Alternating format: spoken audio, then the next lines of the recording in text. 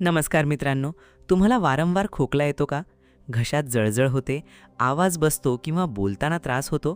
तर आजच्या व्हिडिओमध्ये आपण जाणून घेणार आहोत एक अतिशय सोपा पण प्रभावी आयुर्वेदिक घरगुती उपाय, जो जुनाट खोकला, घशातील खवखव आणि आवाजाच्या समस्यांमध्ये खूप उपयोगी मानला जातो.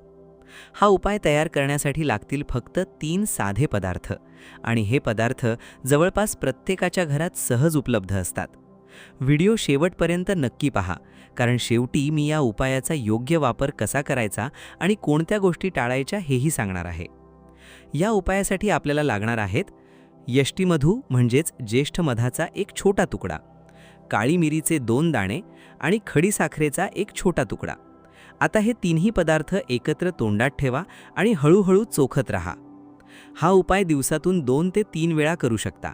रिकाम्या पोटी किंवा जेवणानंतरही हा उपाय करता येतो. आता जाणून घेऊया या उपायाचे फायदे. 1. जुनाट खोकल्यात आराम. ज्येष्ठ मधामध्ये नैसर्गिक औषधी गुणधर्म असतात, जे घशाला शांत करतात आणि खोकल्याची तीव्रता कमी करण्यात मदत करतात. 2. घशातील जळजळ कमी होते.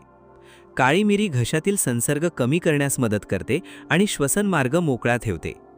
3. आवाज बसणे किंवा जाणे. ज्यांचा आवाज सतत वापरामुळे बसतो, जसे शिक्षक, गायक किंवा वक्ते, त्यांच्यासाठी हा उपाय खूप फायदेशीर ठरू शकतो. 4. घशातील खवखव कमी होते.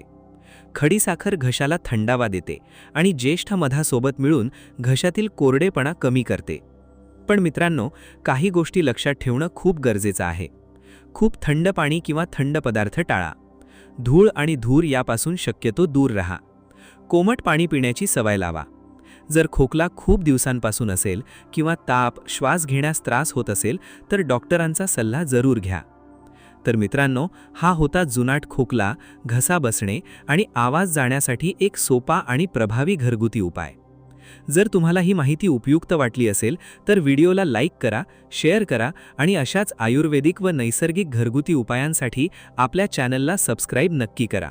धन्यवाद. पुन्हा भेटूया एका नवीन आणि उपयुक्त व्हिडिओमध्ये. नमस्कार.